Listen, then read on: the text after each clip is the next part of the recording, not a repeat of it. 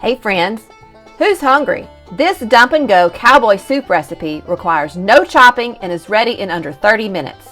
In a large stock pot, cook 2 pounds of ground beef over medium heat until it's no longer pink.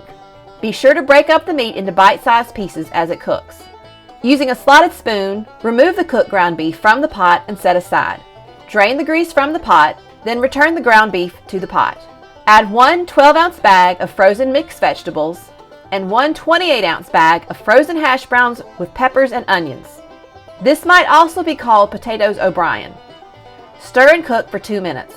Stir in 2 teaspoons of minced garlic and cook for 30 seconds. Then add 2 10-ounce cans of Rotel tomatoes, 2 15-ounce cans of ranch-style beans, 1.5 teaspoons of ground cumin, and 1.5 teaspoons of chili powder. Finally, pour in 2 cups of tomato juice and 2 cups of beef broth.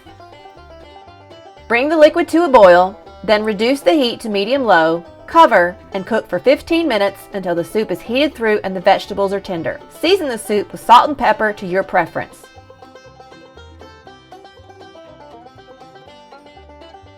Looking for more recipes? Watch my next video and be sure to subscribe to my channel.